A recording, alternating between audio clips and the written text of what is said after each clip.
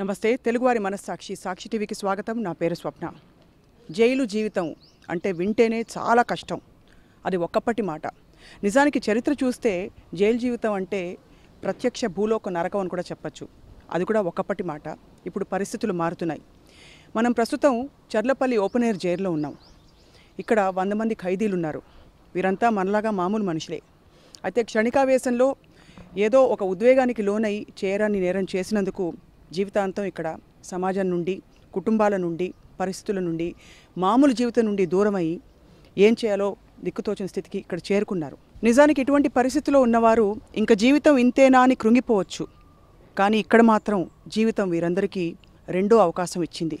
ఈ ఖైదీలకి చేతి నిండా పని, గుండె నిండా ఆత్మవిశ్వాసం, జీవితానికి ఒక పరమార్థం కల్పిస్తూ దేశంలోనే స్వయం ప్రతిపత్తి, స్వయం సమృద్ధి సాధించిన తొలి జైలుగా ఒక ఆదర్శంగా నిలిచింది. చర్లపల్లి ఓపెన్ ఎయిర్ జైలు నుండి ఇది వ్యవసాయ క్షేత్రంగా, ఇంకోవైపు పారిశ్రామిక వాడగా మారుతూ తొలిసారి పబ్లిక్ ప్రైవేట్ పార్ట్నర్షిప్ ద్వారా ఎన్నో సంస్కరణలు చేపట్టిన ఈ ప్రయాణంపై స్పెషల్ ఫోకస్ ఇవాల్టి స్పెషల్ ఎడిషన్.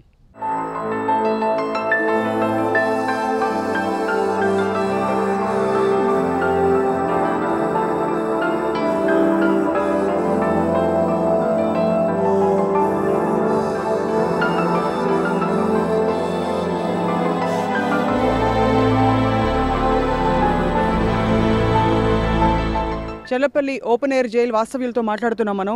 నా పేరు రాతోడు మోహన్, నాది ఆదిలాబాద్ డిస్టిక్ బోత్ మండలం. నా పేరు ఇక్కడ వర్క్ చేసేది మేడం, నేను ఎలక్ట్రీషియన్. ఎందుకంటే ఈ ఫ్యాక్టరీలో చాలా మిషన్లు ఉంటాయి కదా మేడం. అవును. అంటే మా అధికారులు ఏ పని అయితే ఇక్కడ వస్తుందో ఆ పనిని వాళ్ళు డిసైడ్ చేసేసి ఇక్కడ సెలెక్ట్ చేస్తారు మేడం. బాగానే ఉంది. మీ పేరు చెప్పండి. నా పేరు బండారి సీను మేడం. ఎక్కడ ఉన్నారు మేడం? 5 సంవత్సరాలు అవుతుంది మేడం. నేను జీవిత ఖైదీ మీదనే ఉన్నాం మేడం. ఇంకా హైకోర్టు పెండింగ్ మీద ఉండి, ఇంకా కేసులు నడవకుండా ఉండి మేము ఎంతో బాధతో ఉన్నాం మేడం. మా పిల్లలు అసలు స్టడీ కోసం కూడా చాలా బాధతో ఉన్నాను మేడం. ప్లస్ మాది కూడా చిన్న కుటుంబమే మేడం. నాకు ఒక కూతురు, ఒక చిన్న కూతురు, ఒక కొడుకు మేడం. పిల్లలకి 20-21 ఉంది మేడం. ఇంకా చిన్న కూతురు కూడా మ్యారేజ్ చేయాలి మేడం. కొడుకు కొద్దిగా అక్కడిక్కడ పార్ట్ టైం చేసుకుంటా చదువుకుంటుంది మేడం.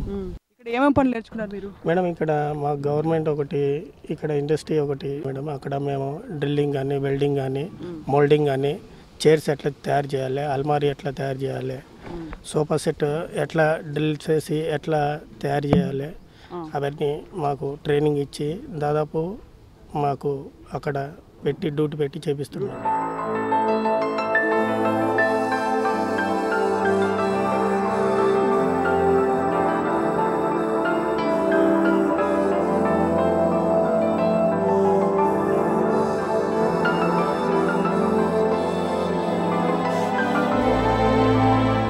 మీ పేరేంటండి?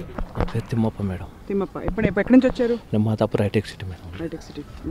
ఎంతకాలంగా ఉన్నారు? ఏం చేసేవారు అక్కడ మీరు బయట? నేను బయట సినీపీలో ఆర్ట్ డైరెక్టర్ మేడం. ఓ, ఆర్ట్ డైరెక్టర్గా ఉన్నారు. నేను కార్పెంటర్ మేస్త్రిగా పని చేపిస్తాను. ఇక్కడికి వచ్చి 5 years అవుతుంది. అయితే వచ్చేసి ఇది ఏంటంటే కార్పెంటర్ అంటే తెలుసు బయట, కానీ ఇండస్ట్రియల్ అంటే నాకు ఇక్కడ తెలియదు. కానీ ఇక్కడికి వచ్చిన తర్వాత నేర్చుకున్న బాగా, ఇక్కడ వర్క్ నేర్చుకొని బాగా పనిచేసి బయటికి వెళ్ళి కూడా ఇది పెట్టుకోవాలని నాకు ఇంట్రెస్ట్గా ఉంది. బయట ఆర్ట్ డైరెక్టర్ ఏ సినిమాలకు పనిచేసాను? నేను దాదాపు అంటే ఒక 600 సినిమాలు చేశానంటే ఆర్ట్ డైరెక్టర్ అంటే మేస్త్రిగా పనిచేసి ఆర్ట్ డిపార్ట్మెంట్లో పనిచేస్తాను. ఒక 600 సినిమాలు బయట 600 సినిమాలు చేశారు. నేను వచ్చి 5 సంవత్సరాలు 5 సంవత్సరాలు అవుతుంది. మీరు కూడా జీవిత ఖైదులో ఉన్నారా? జీవిత ఖైదుగా ఉన్నాం మేడం. భార్య కేసులో వచ్చినాం ప్రస్తుతానికి. ఇంకొక 2 సంవత్సరాల లోపు వెళ్ళిపోయే అవకాశాలు ఉందని నిర్ణయించుకుంటున్నా. పిల్లలండి మీకు? పాప బాబు ఉన్నారు మేడం. ప్రస్తుతానికి ఇంట్లో సొంత మిల్లులు ఉన్నాయి, అద్దెలు వస్తున్నాయి. దానివల్ల వాళ్ళు బతుకుతున్నారు. చదువుకుంటున్నారా? చదువుకుంటూ డిగ్రీలు కూడా అయిపోయినాయి. డిగ్రీలు అయిపోయి మరి కొంతమందితో మాట్లాడుతున్నాం ఇక్కడ. అంటే ఒక్కసారిగా అతలాకుతలం అయిపోయి తలకిందులు అయిపోయిన జీవితాన్ని మరొక్కసారి చేతుల్లోకి తీసుకునే ప్రయత్నాలు ఇక్కడ వీరి నుండి కూడా జరుగుతున్నాయి. జైలు అధికారులు కూడా ఎన్నో మార్గాలు కల్పించారు. ఇటువంటి ఒక సత్ప్రవర్తనకి, మార్పుకి ఒక అవకాశం ఇచ్చే పరిస్థితులు ఇక్కడ ఏర్పడ్డాయి చర్లపల్లి ఓపెన్ ఎయిర్ ప్రిజన్లో. మీ పేరండి? కిషన్ మేడం. కిషన్, ఏం చేసేవారు బయట? బయట కార్ డ్రైవింగ్ చేశాను. కార్ డ్రైవింగ్ చేశారు. ఎప్పటి నుంచి ఉన్నారు కిషన్ ఇక్కడ? 4 సంవత్సరాలు అయింది వచ్చేసి. ఎలా, ఏ పరిస్థితుల్లో వచ్చారు మీరు? ఇంటి దగ్గర భూమి విషయంలో కొట్లాటలు జరిగితే మా పిన్ని సూసైడ్ చేసుకొని చనిపోయింది. వల్ల నా పైన కేసు పెట్టి పంపించాను జీవిత ఖైదు. మీరు మ్యారీడా? Unmarried madam. అన్మ్యారీడ్. ఏం పని నేర్చుకుంటున్నారు ఇక్కడ? ఇక్కడికి వచ్చిన తర్వాత స్టీల్ ఫ్యాక్టరీ వర్క్ నేర్చుకుంటున్నాను మేడం. ఇంతకుముందు వే బ్రిడ్జ్ వర్క్ నేర్పించారు, అది వచ్చింది. ఇంకా పెట్రోల్ బంకు అవన్నీ ఉన్నాయి, నేర్పిస్తామని చెప్పారు. ఒక్కొక్క వర్క్ ఒకటి అయిపోయిన తర్వాత ఒకటి నేర్పిస్తున్నారు మాకు. నేర్చుకున్న తర్వాత బయటికి పోయి దీని ద్వారానే ఉపాధి పొందాలని అనుకుంటున్నాను.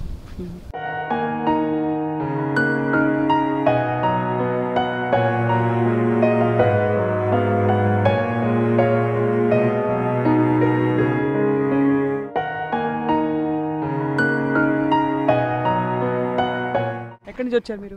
ఆదిలాబాద్ నుంచి. ఆదిలాబాద్. ఇప్పుడు ఎన్ని సంవత్సరాలు అయింది వచ్చి? ఇప్పుడు 9 అయింది, 10 నడుస్తున్నాయి. 10 నడుస్తుంది. ఏమేమి పనులు నేర్చుకున్నారు ఇక్కడికి వచ్చి? ఇక్కడ మొత్తం పని నేర్పిన, ఫ్యాక్టరీ నేర్పిన, ఈ తోటల డైరీలా, ఇక్కడ కోడి फार्म भी ఉండే ఒకటి. हिंदी बोलते आप? हिंदी में. अच्छा ठीक, हिंदी में बोलिए फिर. क्या क्या काम सीखे इधर पूरा? इधर पूरा काम सीखे, वो फैक्ट्री, कोड़ी फार्म, वो डेयरी में गाया भैंसा पूरा. पहले बाहर क्या करते थे आप? बाहर खेती में करते थे. अच्छा अच्छा. और आपका फैमिली कहाँ है? फैमिली उधर ही है, आदिलाबाद में है. आते जाते रहते कभी? नहीं आते. नहीं आते. वो 2 बच्चे भी इधर ही है, मैं भी इधर ही है बच्चे. నరసింహ మేడం. నరసింహ. మెదక్ డిస్ట్రిక్ట్ నుంచి వచ్చాను. ఓకే. జీవిత ఖైదీగా పడ్డది. 8 సంవత్సరాలు అవుతుంది వచ్చా. ఇక్కడ స్టీల్ ఫ్యాక్టరీలో మేము పని నేర్చుకుంటున్నాం, ఆఫీసర్లు నేర్పుతున్నారు. ఇక్కడ సర్వీసింగ్ సెంటర్ ఉంది, సర్వీసింగ్ సెంటర్, వే బ్రిడ్జ్, ఇక్కడ డ్రైవింగ్ అని నేర్చుకుంటున్నాం మేడం. ఏం పని చేసేవారు మీరు? బయట డ్రైవింగ్ పని చేసేవారు. ఏ పరిస్థితుల్లో వచ్చారండి మీరు? ఏదో క్షణిక విషయంలో చేసి ఇక్కడ వచ్చాము మేడం. అంటే ఒక్కసారిగా మీకు జీవితం మారింది, మళ్ళీ తలకిందులైన జీవితం. ఇక్కడ పనులు నేర్చుకోవడం ద్వారా మీరు ఇక్కడ ఉపయోగపడడం సమాజానికి ఎట్లా అనిపిస్తుంది మీ నుంచి? మీరు మా నుంచి మాకంటే ఇది ఒక మాకు గుణపాఠం లాగా మేడం. ఇక్కడికి వచ్చిన వాళ్ళందరూ మారే ఉంటారు మేడం. గవర్నమెంట్ మా మీద దయతలిచి జర క్షమాభిక్ష పెడితే బాగుంటుందని ఆశ. మా గద్వాల్ నుంచి వచ్చారు. ఏం పని చేసేవారు? నేను వ్యవసాయం చేసేవాను. మరి ఇక్కడ కూడా వ్యవసాయమేనా? ఇక్కడ కూడా వ్యవసాయం చేస్తా, టీలు బ్యాటరీలే చేస్తా, డివోలీసులు, బీరోలు అన్నీ తయారు చేస్తాము. ఇక్కడ వచ్చి ఈ పనులలో నేర్చుకున్నాం. బయట ఒక వ్యవసాయం ఒకటే చేసేవాడిని, ఇక్కడ వచ్చి టీల్పేటలో అన్ని పనులు నేర్చుకున్నాం. పెట్రోల్ బంకులో పని చేస్తున్నాం, అది అన్ని పనులు చేస్తాం మనం. కూరగాయలు పండించేది అన్ని, ప్రతి ఒక్క పని చేస్తాం. ఎన్ని సంవత్సరాల నుంచి ఉన్నారు ఇక్కడ మీరు? నేను 5 సంవత్సరాలు కదా. 5 సంవత్సరాలు. ఇంకా అంటే జీవిత ఖైదు అంటే ఎన్ని సంవత్సరాలు మేము తెలియదాము, హైకోర్టు కూడా నడవలేదు, ఇంకా నడవలేదు. సో మీరు ఎదురు చూస్తారా అయితే? అదేమో. కానీ ఇప్పుడు మీ కుటుంబం అందరు ఎక్కడ ఉన్నారండి? గద్వాల తాలూకాలో ఉన్నారు. గద్వాల్లోనే ఉన్నారు. ఉప్పేరు గ్రామము, గద్వాల తాలూకా. ఎవరెవరు ఉన్నారు ఇంట్లో? మా భార్య ఉంది, తమ్ముళ్ళు ఉన్నారు, అమ్మ నాన్న ఉన్నారు, పిల్లలు ఉన్నారు, ఒక 4 మంది పిల్లలు ఉన్నారు. ఏ కేసులో వచ్చారు మీరు ఇక్కడికి? భూమి పంచాయతీ. భూమి పంచాయతీ అయింది.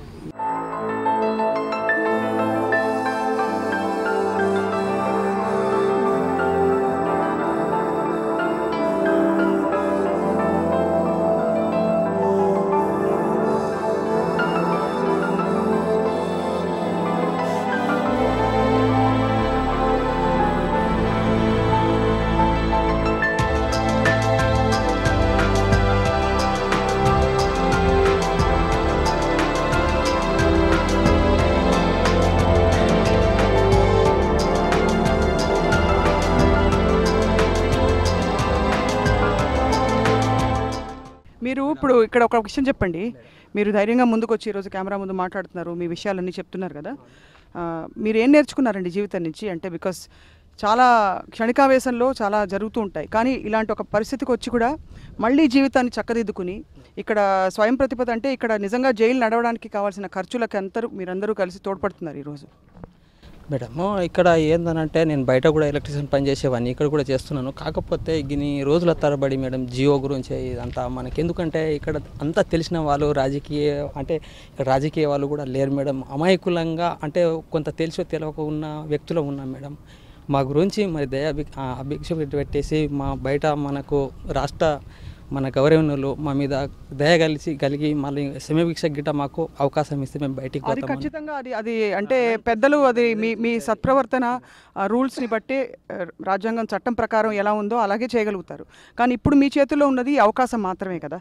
అంటే మంచిగా పనిచేసి మేము మారాము, ఖచ్చితంగా సమాజానికి ఉపయోగపడతామని మారేసాం మేడం. ఎందుకంటే ఇక్కడ మాకు చాలా అవగాహన వచ్చేసింది మేడం. ఎందుకంటే రోజు మాకు ఒక టీచర్గా చెప్పినట్టు మా అధికారులు మాకు చెప్తూ ఉంటారు కొన్ని పనులలో. ఎందుకంటే మేడం మాకు ఇప్పుడు ఎంత చేసినా ఏం చేయకున్నా కూడా మాకు చిన్న చిన్న పిల్లలు పెళ్ళికి ఎదిగారు.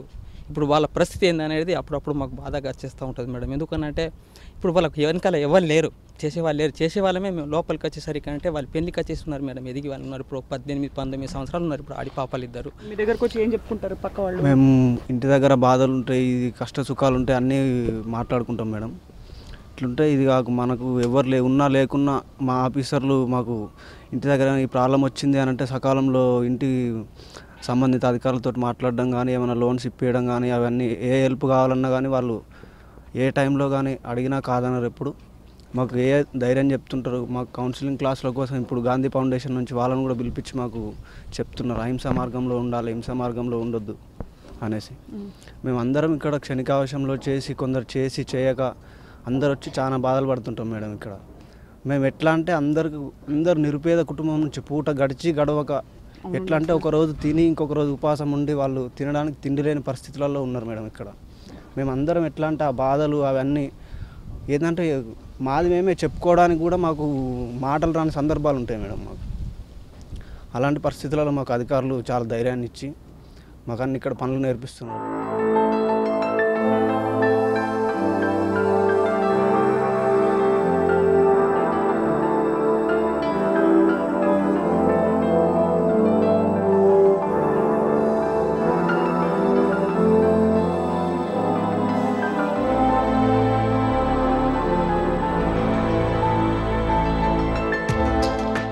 బయట ఒకవేళ ఉపాధి దొరకకపోయినా కూడా వీరే ఇక్కడ తిరిగి వారిని బయటికి విడుదలైన వారిని కూడా మరొకసారి పనిలో చేర్చుకునే సదుపాయాలు కూడా కల్పిస్తూ పెట్రోల్ బంకులు అనేక ఇంకా కొత్త ప్రాజెక్టులు స్టార్ట్ చేయడానికి కూడా సన్నద్ధమవుతోంది Cherlapalli open air jail.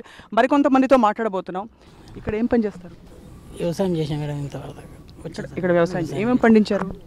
Cabbage, టమాటా, వంకాయలు, పచ్చిమిర్చి. పండించేవన్నీ ఎక్కడెక్కడ అమ్ముతారు? అవి ఇక్కడనే కొట్టు పెట్టి అమ్ముతాను. పైసలు వస్తాయి. పైసలు వచ్చినాక ఏం చేస్తారు దాన్ని? పైసలు ఆఫీసర్లకు ఇచ్చేస్తారు. ఇంత కమ్మినాము ఇంత అయింది అని ఇంకా ఖర్చులు అప్పుడు ఆఫీసర్లకు ఇచ్చేస్తాం. మీలో ఎంతమందికి చేతికి జీతాలు కూడా ఇస్తున్నారు కదా, మీకేమన్నా కొంచెం పైసలు వస్తాయి? ఇస్తాం. పీపీసీలో జీతాలు ఇస్తారు. ఎంత జీతం వస్తుంది మీకు? 70 రూపాయలు రోజుకి 70 రూపాయలు. ఏం చేస్తారా డబ్బుల్ని? ఇంటికి పంపిస్తారా? మీరు ఇంటికి పంపిస్తాము. మాకు అవసరం మేము తీసుకున్నాం. పీపీసీ వేస్తే ఇన్ని క్యాంటీన్ ఉంది, క్యాంటీన్లో సామాన్లు తీసుకుంటాం, కతిమి ఇంటికి పంపించుకుంటాం. సగం పైసా బ్యాంక్లో ఉంటుంది, సగం పైసా బ్యాంక్లో ఉంటుంది, సగం ఇటే ఇస్తుంది. మిగిలితే తీసుకుపోతాం, లేకుంటే ఈడే కూర చేసి అనుకుని తింటాం. సో భవిష్యత్తు ఏమిటి అంటే ఇక్కడ నుంచి బయటకు వెళ్ళాక తర్వాత జీవితం ఏంటి, అసలు ఇప్పుడున్న జీవితానికి ఏమిటి సార్థకత, ఏమిటి అర్థం, పొద్దున్న లేవగానే మేము చేసేది ఏమిటి అనే ప్రశ్నకి సమాధానమే ఇక్కడ జరుగుతున్న అనేక వృత్తి విద్య పనులు కావచ్చు, లేక వీరికి గతంలో అనుభవం ఉన్న రంగాల్లోనే దాన్నే అభివృద్ధి చేస్తూ వీరికి పని కల్పిస్తూ, అలాగే జైలుకు కూడా కొంత ఆదాయం వచ్చేలాగా, వీరికి వీరి కుటుంబాలకు కూడా కొంత ఆదాయం వచ్చేలాగా చర్లపల్లి ఓపెన్ ఎయిర్ జైలు ఒక ఆదర్శంగా నిలుస్తోంది. చిన్న విరామం తీసుకోబోతున్నాం. విరామం తర్వాత మరికొంతమందితో మాట్లాడబోతున్నాం, వారి కథల్ని welcome back. Cherlapally open air jail Cherlapally వ్యవసాయ క్షేత్రంగా మారింది. ఇక్కడ పారిశ్రామిక పనులకు కూడా శ్రీకారం చుట్టారు. పబ్లిక్ ప్రైవేట్ పార్ట్నర్షిప్తో ఇప్పుడు ఎన్నో మంచి పారిశ్రామిక కార్యక్రమాలను మొదలుపెట్టారు. తద్వారా ఏం చేస్తున్నారంటే ఇక్కడ ఉండే ఖైదీలకి, ఇక్కడ వాస్తవ్యులకి, ముఖ్యంగా జీవిత ఖైదు అనుభవిస్తూ జీవితాంతం బహుశా ఇక్కడే చాలా సంవత్సరాలు గడపాల్సిన వారందరికీ కూడా చేతి నిండా పని కల్పిస్తున్నారు. ఎక్కడైతే పని ఉంటుందో అక్కడ చైతన్యం ఉంటుంది, అభివృద్ధి ఉంటుంది, పురోగతి ఉంటుంది, వారి ఆలోచనలో మార్పు రావడానికి ఆస్కారం ఉంటుంది. ఇవన్నీ కల్పించడం ద్వారా చర్లపల్లి ఓపెన్ ఎయిర్ జైలు ఇప్పుడు ఆదర్శ జైలుగా మారింది. బహుశా దేశంలో ఇది ఫస్ట్ కేస్ స్టడీ. ఇక్కడ వార్షికంగా వారికి అయ్యే ఖర్చుని పూర్తిగా భర్తీ చేయడంతో పాటు మరింతగా ప్రభుత్వానికి ఆదాయం సంపాదించే మార్గాలు కూడా అన్వేషిస్తోంది చర్లపల్లి ఓపెన్ ఎయిర్ జైల్. రీసెంట్గా ఈ మధ్య కాలంలో గత కొన్ని సంవత్సరాలు జరిగిన సంస్కరణల ద్వారా మనం వాస్తవ్యులతో మాట్లాడుతున్నాం. నిజానికి కుటుంబం నుంచి దూరం అయిపోయి, సమాజం నుంచి దూరం అయిపోయి, పరిస్థితులు కంప్లీట్గా తారుమారైపోయి ఇక్కడికి వచ్చిన రోజు నుండి ఈ రోజు వరకు చూస్తే వీరి జీవితాల్లో చాలా మార్పు వచ్చిందని చెప్పాలి. మనస్తత్వాల్లో కూడా చాలా మార్పు వచ్చింది. ఏమండి మీ పేరు? నా పేరు లక్ష్మణ్, మాచిరెడ్డిపల్లి గ్రామం, రాసివాపేట మండల్, మెదక్ డిస్టిక్. ఇక్కడ ఉన్న వాళ్ళందరూ బీద వాళ్ళం. జియో గురించి చాలా తనలాడుతున్నారు. సెక్షన్లు పెట్టి ఇంతకుముందు ఆగిపోయిన వాళ్ళు చాలామంది ఉన్నారు. 18 సంవత్సరాలు 17 సంవత్సరాలు అయిన వాళ్ళు చాలామంది ఉన్నారు. జియో ఇస్తాడు కేసీఆర్, తెలంగాణ వస్తుందని చాలా ఎదురు చూసి ఆశలతోటి ఉన్నారు. పిల్లలు పెండ్లిలకు వచ్చి భార్య బిడ్డలు కూలి చేసుకుంటేనే రొక్కాడితేనే బొక్కాడతారు, లేకపోతే లేదు. పరిస్థితులు ఆగమున్నాయి. ఇక్కడ మా ఆఫీసర్లు చూసుకొని ఇక్కడ కూరగాయలు కానీ, సొరకాయ కానీ, డైరీ ఫామ్ కానీ, సర్వీసింగ్ సెంటర్ కానీ, ఇక్కడ పెట్రోల్ పంప్ కానీ చెప్పిన అధికారులు ఏది చెప్తే అది మేము ఇక్కడ మంచిగా చేసుకుంటాం. మాకు జీతం గిట్ట ఇస్తారు, సగం జీతం బ్యాంకుకి పోతుంది, సగం జీతం ఇక్కడ ఉంటుంది. పోయేటప్పుడు చెట్టు మీద పోయేటప్పుడు మాకు ఇస్తారు. జీవో గురించి మేము ఎదురు చూస్తారు. ఇంతకుముందు జీవో ఇచ్చినప్పుడు 13లో 14లో మొన్న 16 ఇచ్చారు. అసలు జీవో కావాలని 16లో మనం వచ్చి ఇక్కడ సాక్షి టీవీలో ప్రోగ్రామ్ చేసాం. తర్వాత జీవో వచ్చింది, మీ ఆఫీసర్ గారు కూడా చెప్పారు. సెక్షన్ల వల్ల చాలా మంది ఇక్కడ ఆగిపోయిన వాళ్ళు ఉన్నారు. అది ఇప్పుడు అది జీవో రావాలా, అది ప్రభుత్వం చేతుల్లో ఉంది. చట్టబద్ధంగా వారు చేయగలిగిందంతా చేస్తారు, లేకపోతే ఈ మాత్రం హాయిగా ఉండండి అని వదిలేసి ఉండొచ్చు కదా. అంతగా మంచిగా అందరినీ తీర్చిదిద్ది పౌరులుగా తిరిగి రావాలి మీరు సమాజంలోకి అని చెప్పి ప్రయత్నం అయితే జరుగుతోంది. మీరు ఏం నేర్చుకున్నారు చెప్పండి? ఇక్కడ వచ్చిన నేర్చుకున్నది వ్యవసాయం పని నేర్చుకున్నాము. ఇంకా మానసికంగా ఏం నేర్చుకున్నారు? డైరీ ఫామ్ నేర్చుకున్నాం. డైరీ ఇక్కడ పాలు పిండడానికి ఇక్కడ వ్యవసాయం పని మొత్తం వస్తుంది. ఇక్కడ సర్వీసింగ్ సెంటర్ పెట్టారు. ఆ సర్వీసింగ్ సెంటర్ గిట్ట వస్తుంది. పరివర్తన వచ్చిందని భావిస్తున్నారు? కంపల్సరీ 5 సంవత్సరాలు సరిపోతుంది జైలు కాలం. ఇక్కడ వచ్చి మా భార్య పిల్లలను ఇడిచిపెట్టి ఇంత దూరం సంవత్సరాలు దూరం ఉన్నాం కాబట్టి చాలా ఇబ్బందులు ఉన్నాయి. వాళ్ళకి గిట్ట మేము ఇక్కడ 2 పూటలు 3 పూటలన్నా తిండి తింటున్నాం. ఇక్కడ మా ఆఫీసర్లు మంచిగా చూసుకొని మాకు మంచిగా తినకపోతే తినండి, లేకపోతే జ్వరం వస్తే హాస్పిటల్ దొరికిపోయి డాక్టర్ ఇక్కడ బాగా చూసుకుంటున్నాడు. మా వాళ్ళు తిండి తినని రోజులు ఎన్నో ఉన్నాయి. ఇంతకుముందు 2004లో ఇచ్చినటువంటి జీవో ఇస్తే ఇక్కడ ఎవరు లేకుంటే వెళ్ళిపోతారని. ఇక్కడ నేను 2009 నుంచి, అంటే ఇది 8వ సంవత్సరం, 4 సంవత్సరాలు అయింది. ఇక్కడ నుంచి 4 ఓపెన్ ఎయిర్ జైలు వచ్చి చాలా అది అంటే ఇక్కడ బయట ఉపయోగ పనులు ఇక్కడ వచ్చినప్పుడు ఏం పని రానులు గిట్ట ఇక్కడ వ్యవసాయం చేసుకుంటున్నాం. బయట వ్యవసాయం చేయని వాళ్ళు ఇక్కడ వ్యవసాయం చేసుకొని నేను పోయి రేపు బయట 2 బర్రెలు పెట్టుకుని అయినా కానీ ఏదైనా చేస్తా, లేకపోతే బతకొచ్చు. లేకపోతే ట్రాక్టర్ కానీ ఇంతకుముందు ఇక్కడ మా సార్లు లోన్ కూడా ఇప్పియడం జరిగింది. 35,000 మీరు తీసుకున్నారా? తీసుకున్నాం. ఇక్కడ సార్లు చేసి మాకు 35,000 ఇప్పించారు. అక్కడ కిరాణా షాప్ కానీ ఏదైనా పెట్టుకొని బతకడానికి బయట అవకాశం ఉన్న వాళ్ళకు. ఇంకేమన్నా కావాలనంటే మా సూపరింటెండెంట్ సార్ ఇంకేమన్నా మీకు ఇబ్బంది ఉంటే చెప్పండి, నేను డబ్బులు ఇస్తాను. అక్కడ పరిస్థితులు బాగాలేకపోతే స్కూల్ ఫీజులు కానీ ఏదన్నా కానీ ఏదానికైనా నేను ఆరోగ్యాలు బాగాలేకపోతే కూడా నాకు వచ్చి చెప్పండి అని చెప్తారు. సో అలా కనిపెట్టుకున్నారు. కానీ ముందు మీరందరూ నిజంగానే అంటే ఆ అవకాశం మళ్ళీ మీకు ప్రభుత్వం ప్రసాదిస్తే అప్పుడు ఇది. కానీ ఇప్పుడు మీరు పెరోల్ మీద వెళ్ళొస్తుంటారా? పెరోల్ మీద పోయి వస్తుంటాం మేడం. ఎన్నిసార్లు వెళ్ళారు మేడం? ఇది 2వ పోయి వచ్చింది మేడం. ఎట్లా అనిపిస్తుంది ఇంటికి వెళ్ళినప్పుడు?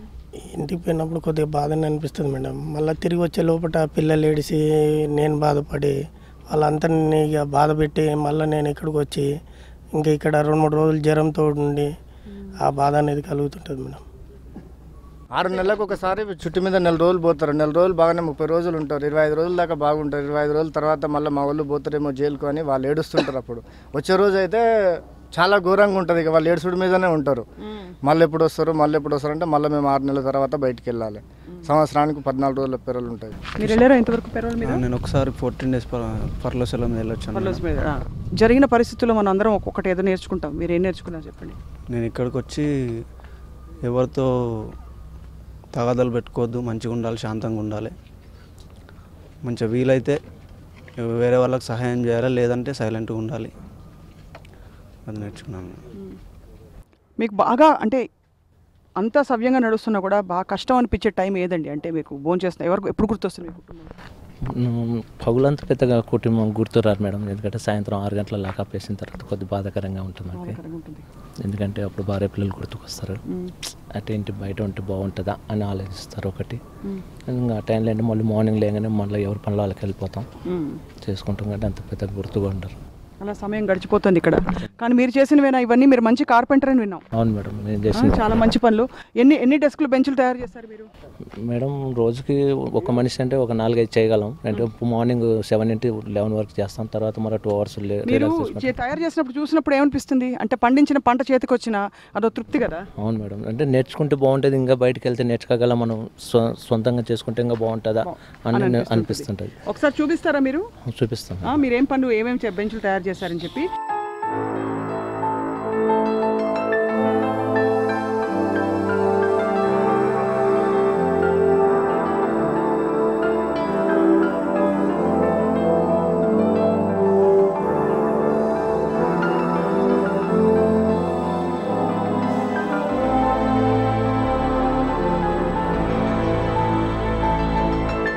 దీని ముడి సరుకు వస్తువులన్నీ తీసుకోవడానికి ఇప్పుడు ఇది రేక్ బయట నుంచి చేస్తారు మేడం. ఇది ఏం చేస్తామంటే కటింగ్ చేసి బెండింగ్ చేస్తాం. బెండింగ్ చేసిన తర్వాత వెల్డింగ్ చేస్తాం. తర్వాత పైపులు వస్తాయి. పైపులు వచ్చిన తర్వాత కటింగ్ చేస్తాం. కటింగ్ చేసిన వెల్డింగ్ చేస్తాం. వెల్డింగ్ చేసిన తర్వాత ఏంటంటే బోల్ట్ సిస్టమ్ పెట్టి ఫిట్టింగ్ చేసిస్తాం. చేసిన తర్వాత పెయింటింగ్ వేస్తాం. ఎంత బాగుంది తెలుసా ఇది, అంటే ఏదో పెద్ద షాప్లో చూసిన మోడల్లా ఉంది ఇది. ఎంత ఎక్కడికి వచ్చి నేర్చుకునేది? ఇక్కడ వచ్చి నేర్చుకునే మేడం. అలాగే స్కూల్ బెంచ్లు బెంచ్లు కూడా మేడం ఏం చేస్తామంటే ఫస్ట్ పైపులు చేస్తారు, పైపులు తెచ్చి కటింగ్ చేస్తాం, కటింగ్ చేసి వెల్డింగ్ చేస్తాం, వెల్డింగ్ చేసిన తర్వాత ఏం చేస్తామంటే పెయింటింగ్ వేసిన తర్వాత టాప్లు అన్ని ఫిట్ చేసి చేస్తాం మేడం. చాలా ప్రొఫెషనల్గా ఉంది. అల్మారి చూసాం మేము ఇందాక.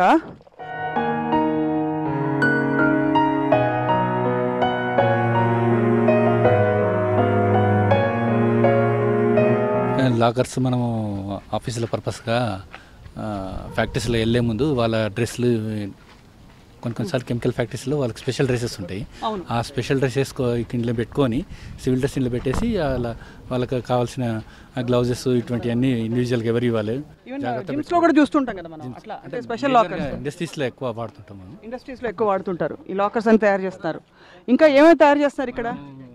రవి మోడల్స్ అన్నీ తయారు చేస్తున్నాం. ఫర్నిచర్ మోడల్స్ ఏదైనా సరే మార్కెట్లో ఏదైతే నడుస్తుందో దానికి గోడ్రేజ్ వాళ్ళకి డిబేట్గా వాళ్ళతో సరిసమానంగా మెథడెక్స్ వాళ్ళతో ఫెదర్లైట్ వాళ్ళతో వీళ్ళు ఎలా అయితే ప్రొడక్ట్ చేస్తూ ఉంటారో ట్రైన్ చేస్తున్నారండి వీళ్ళందరినీ. అవునండి, వీళ్ళందరినీ ట్రైన్ చేస్తున్నారు. అదే వీళ్ళు కూడా ఏంటంటే పని నేర్చుకుని బయటికి వెళ్ళి వీళ్ళు బతకడం కాకుండా 10 మందికి బతికితేటట్టు సహాయం చేయడానికి మేము హెల్ప్ చేస్తున్నామండి. మరికొన్ని పనులను చూడబోతున్నాం మనం.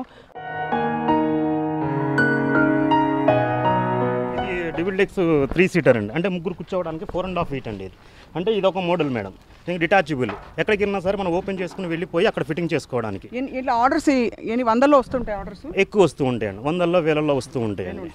చేసి డెలివరీ చేసేయడం ఇంకా. అవునండి. ఎడ్యుకేషన్ డిపార్ట్మెంట్కు మెయిన్గా సప్లై చేస్తున్నాం మేడం. ఆల్ హాస్టల్స్, స్కూల్స్ ఇవన్నిటికీ పంపిస్తున్నాం. మనకు అక్కడి నుంచి కూడా మనకు మంచి రెస్పాన్స్ ఉంది. క్వాలిటీ అండ్ క్వాంటిటీలో దీంట్లో కూడా ప్రతిదీ కూడా బ్రాండ్ అండి. ప్రతిదీ కూడా Tata pipe 2.3 mm thickness, Tata sheet, any item కూడా టాటా దీనిలో మ్యానుఫ్యాక్చరింగ్ చేస్తున్నామండి.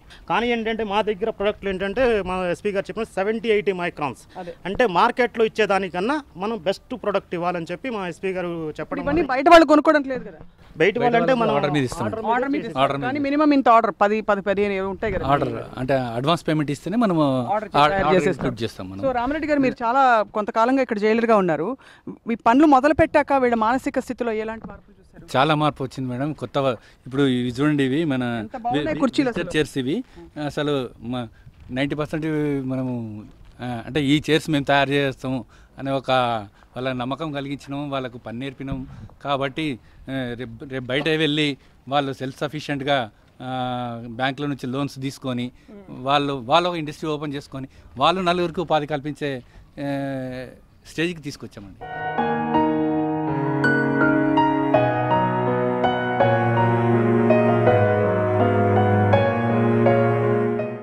మీ పరిస్థితి ఏంటి అంటే మీరు మీ ఓన్ షాప్ పెట్టుకోగలుగుతారా? పెట్టుకోగలుగుతాం మేడం. గవర్నమెంట్ ఏమైనా హెల్ప్ చేసి మాకు ఇక్కడ నేర్చుకున్నారు అని ఆ హెల్ప్ చేస్తే కంపల్సరీ అవకాశం ఉంది మేడం మాకు.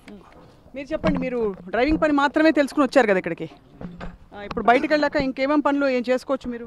నేను వేబ్రిడ్జ్ నేర్చుకున్నాను మేడం, సర్వీసింగ్ సెంటర్ అన్ని వ్యవసాయము, మళ్ళీ స్టీల్ ఫ్యాక్టరీ ఇప్పుడే ట్రైనింగ్ అవుతున్నాను మేడం. సో ఇది ఒక విధమైన ట్రైనింగ్ స్కూల్ అయింది మీకు? ట్రైనింగ్ స్కూల్ అయింది. అంటే మనకి వినడానికి జైలు అనగానే ఆత్మ గుండె ఇదైపోతుంది, జారిపోతుంది. శిక్షాలయం కాకుండా ఇది మాకు శిక్షణాలయంగా కూడా మాకు మేము ఇట్లా అనుకుంటున్నాం మేడం. మేము కవిత్వం రాస్తారా మీరు?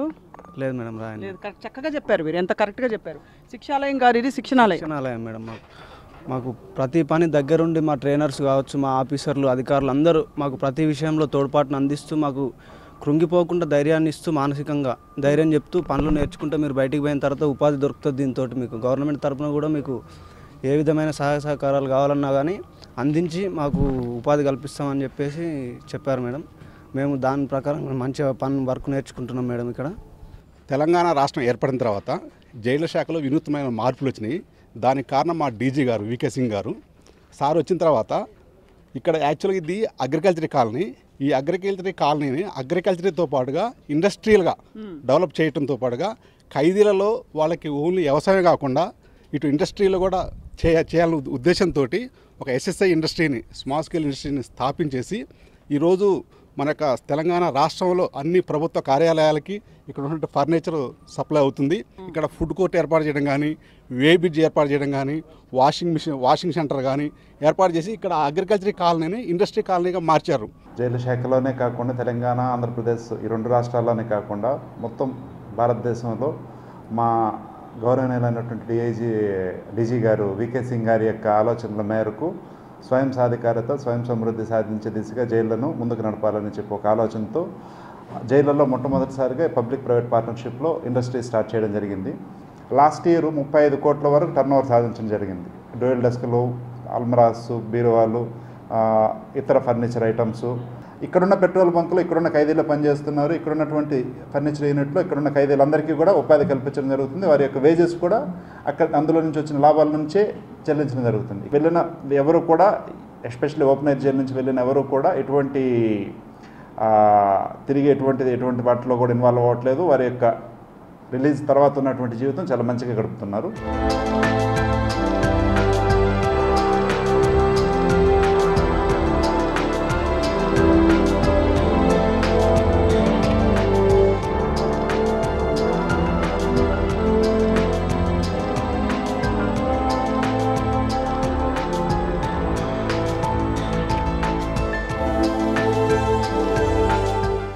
గమనించవలసిన విషయం ఏంటంటే, ఇందాక తను చెప్పినట్టుగా ఇది శిక్షాలయం కాదు, శిక్షణాలయం. ఒక పక్క వృత్తి విద్యల్లో శిక్షణిస్తూ, మరో పక్క ఉపాధి కల్పిస్తూ, వీరికి ఎక్కడా కూడా మానసికంగా వీరు కృంగిపోకుండా అన్ని విధాల మద్దతు పలుకుతూ ఇక్కడ జైలు సిబ్బంది ఒక్కొక్కరిని తీర్చిదిద్దుతున్నారు. బహుశా రేపు పరిస్థితులు అనుకూలించి వీరు సమాజంలోకి వెళ్ళినప్పుడు మామూలు పౌరులుగా అందరిలాగే జీవించే అవకాశాన్ని కల్పిస్తున్నారు. అన్నిటికంటే ముఖ్యం ఏంటంటే, చాలా పరిస్థితుల్లో వేలిముద్రతో లోపలికొచ్చే ఖైదీలు సాధకం పెట్టి బయటకు వెళ్ళే రోజులు వస్తున్నాయి. అటువంటి విద్యను కూడా ఇక్కడ దానం చేయడం గొప్ప విషయం. ఇది చర్లపల్లి ఓపెన్ ఎయిర్ జైల్ కథ. Stay tune to Sakshi.